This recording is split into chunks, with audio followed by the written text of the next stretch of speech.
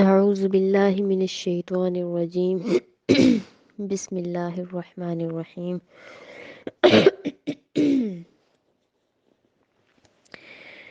وَهَذَا کتاب، اور یہ کتاب انزلناہ، ہم نے اتارا اس کو، مبارکن، برکت والا،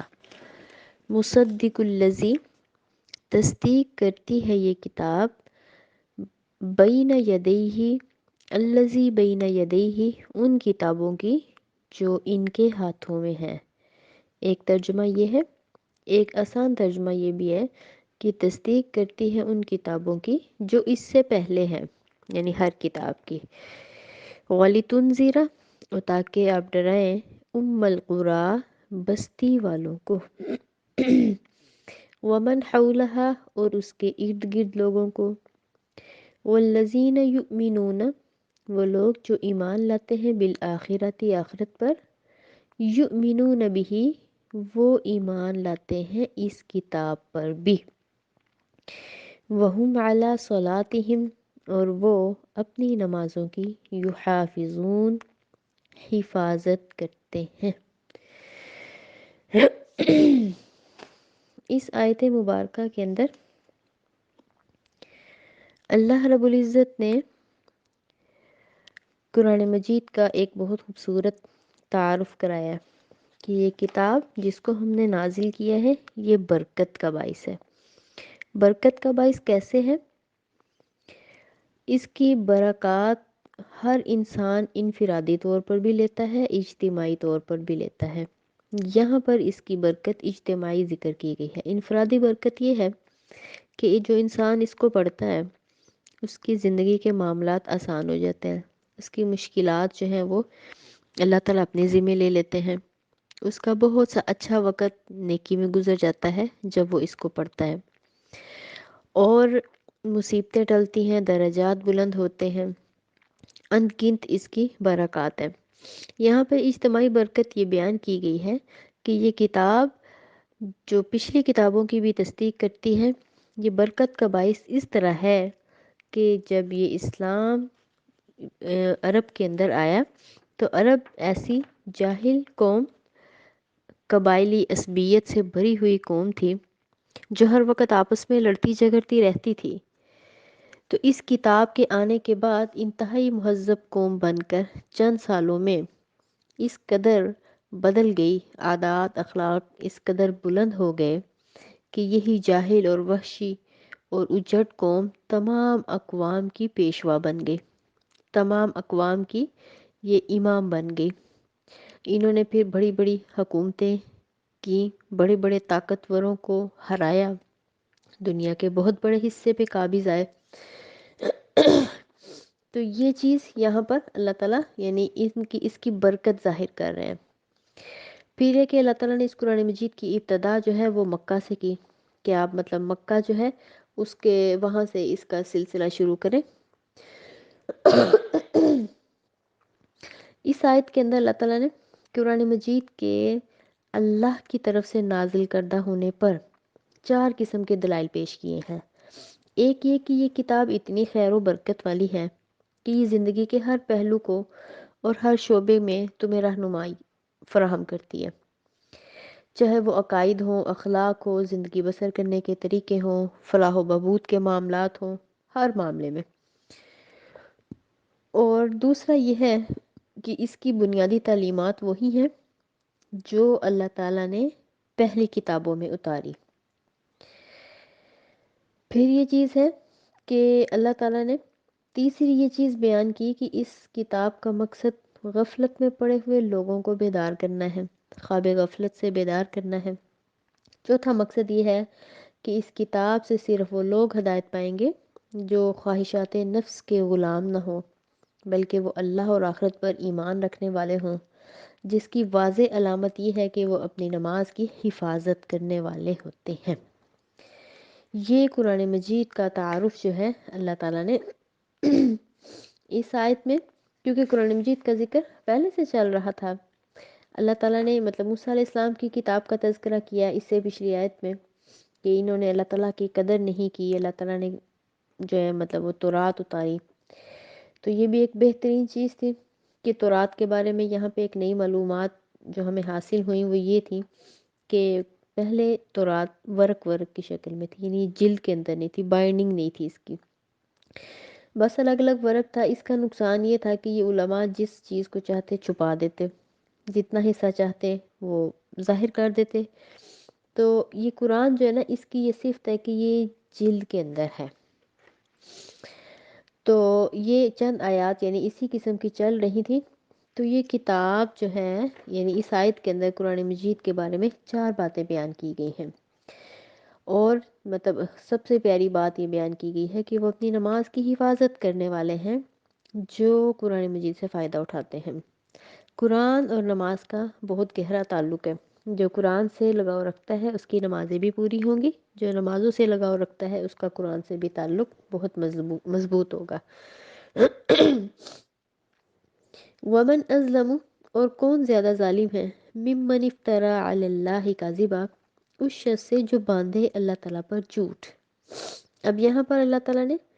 ایک تو ظالم، دنیا کے سب سے ظالم افراد کا تذکرہ شروع کیا، اور یعنی انہوں نے اللہ پر جھوٹ باندھے ہیں۔ یہ 3 کیفیات بیان کی گئی ہیں۔ تو پہلا یہ کہ وہ شخص، اس سے بڑا ظالم کون ہو سکتا ہے جو اللہ تعالیٰ پر جھوٹ باندھے۔ اللہ پر جھوٹ باندھنا یہ ہوتا ہے کہ ہر وہ چیز، ہر شرک بدعت، اس کی مختلف اقسام ایجاد کر کے شریعت ثابت کرنے کی کوشش کرنا۔ اسی طرح رسومات اور بدعات جو ہے ان پر مذہبی رنگ چڑھانا، اس پر تقدس کا خول چڑھانا۔ اس میں وہ لوگ بھی شامل ہیں جو آیات کا غلط مطلب نکالتے ہیں، تعویلات کرتے ہیں عارضی فائدے کے لیے۔ تو یہ اللہ کی نظر میں سب سے بڑے ظالم ہیں۔ دوسرا ظالم وہ ہے او قال اوحی الیک، یا وہ جو کہے کہ وحی کی گئی ہے میری طرف، ولم یوحى الیہ شیء، اور نہیں وحی کی گئی اس کی طرف کچھ بھی، کوئی چیز نہیں اتری، لیکن وہ نبی ہونے کا دعوے دار ہو، جھوٹا نبی بن جائے، جھوٹی نبوت کا دعویٰ کرے۔ نبی علیہ السلام کے بعد بہت سے جھوٹے نبی پیدا ہوئے۔ آپ نے فرمایا کہ میرے بعد 30 کے لگ بھگ نبی ہوں گے، کذاب اور دجال، جو نبوت کا دعویٰ کریں گے۔ تو ایسا شخص بھی اللہ کی نظر میں بہت بڑا ظالم ہے۔ ومن قال، اور جو کہے سأنزل مثل ما انزل اللہ، ان قریب میں بھی لے کے آؤں گا، میں بھی اتاروں گا مثل اس کے جو اللہ نے اتاری، یعنی میں اس قرآن کے برابر کی کوئی کتاب بنا سکتا ہوں۔ یہ دعویٰ کرنے والا بھی اللہ کی نظر میں سب سے بڑا ظالم ہے۔ یہ اقسام ظالموں کی اس لیے بہت نمایاں اللہ تعالیٰ نے بیان کی ہے کہ یہ اللہ پر براہ راست الزام لگاتے ہیں، تو ان کی سزا بھی انتہائی سخت اللہ تعالیٰ نے بیان کی ہے۔ ولو ترا، اور کاش کہ آپ دیکھیں، اذ الظالمون فی غمرات الموت، جب یہ ظالم غمرات الموت، موت کی بے ہوشیوں میں ہوں گے، والملائکۃ، اور فرشتے باسطو ایدیہم، پھیلائے ہوئے ہوں گے اپنے ہاتھوں کو، اخرجوا انفسکم، نکالو اپنے آپ کو، نکالو اپنی جانوں کو، الیوم تجزون، آج تمہیں بدلہ دیا جائے گا، عذاب الہون، ذلت والا عذاب، ذلت والے عذاب کا بدلہ دیا جائے گا، بما کنتم تقولون، بدلے اس کے جو تھے تم کہتے، علی اللہ، اللہ پر، غیر الحق کی، سوائے حق کے، یعنی اللہ پر جھوٹ جو باندھتے تھے، اس کی وجہ سے انتہائی ذلت کا عذاب تمہیں دیا جائے گا۔ وَكُنْتُمْ عَنْ آيَاتِهِ تَسْتَكْبِرُونَ، اور تھے تم اس کی آیات پر تکبر کرنے والے، یعنی اس کو جھٹلانے والے۔ تو عذاب الہون،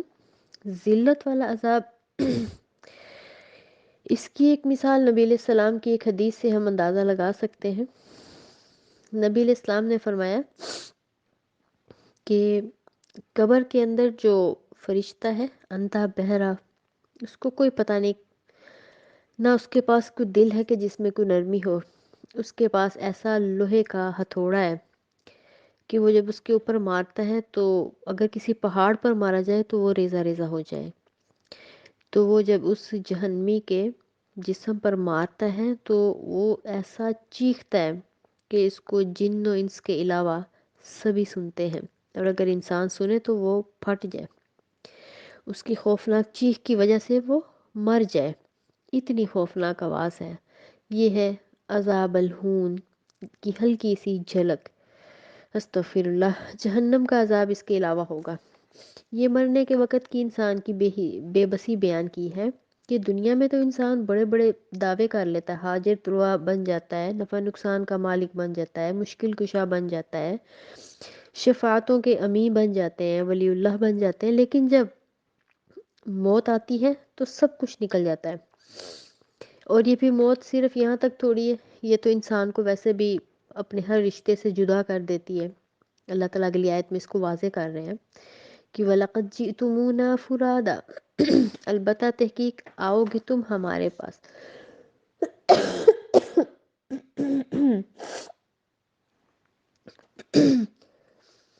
جِئْتُمُونَا تم آئے ہمارے پاس، فُرَادًا اکیلے،